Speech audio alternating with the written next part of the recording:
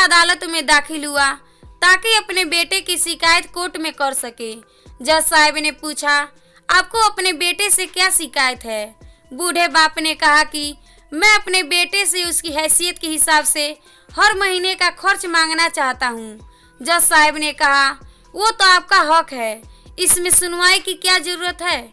आपके बेटे को हर महीना खर्च देना चाहिए। बाप ने कहा कि मेरे पास पैसों की कोई कमी नहीं है, लेकिन फिर भी मुझे हर महीना अपने बेटे से खर्च लेना चाहता हूँ, वो चाहे कम का ही क्यों ना हो। जज साहब आश्चर्यचकित होकर बाप से कहने लगे, आप इतने मालदार हो तो आपको बेटे से क्यों पैसे की आवश्यकता है? बाप ने अपने बेटे का नाम और पता देते हुए जज साहब से कहा कि आप मेरे बेटे को अदालत में बुलाएंगे तो आपको बहुत कुछ पता चल जाएगा।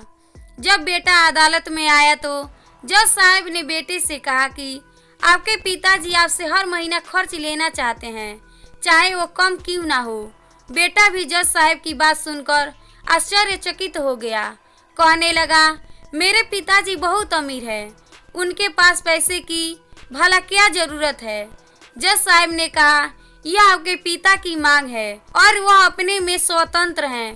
पिता ने जज साहब से कहा कि आप मेरे बेटे से कहिए कि वह मुझे हर महीना 100 रुपये देगा और वो भी अपने हाथों से, और उस पैसे में बिल्कुल भी देरी न करेगा।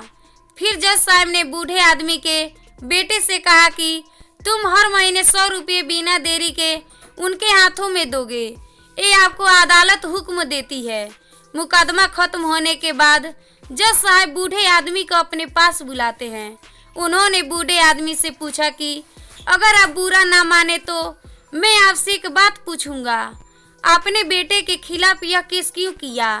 आप तो बहुत अमीर आदमी हो और ये इतनी छोटी सी कीमत। बूढ़े आदमी ने रोते हुए कहा, जज साहब मैं अपने बेटे का चेहरा देखने के लिए तरस गया था और वह अपने कामों में इतना व्यस्त रहता है। एक जमाना गुजर गया, उससे मिला नहीं और ना ही बात हुई, ना आमने सामने और ना फोन पर। मुझे अपने बेटे से बहुत मोहब्बत है, इसलिए मैंने उस पर यह केस किया था ताकि हर महीने मैं उससे मिल सकूं और मैं उसे देखकर खुश हो लिया करूंगा। ये बात सुनकर जज की भी आंखों में आंसू आ गए।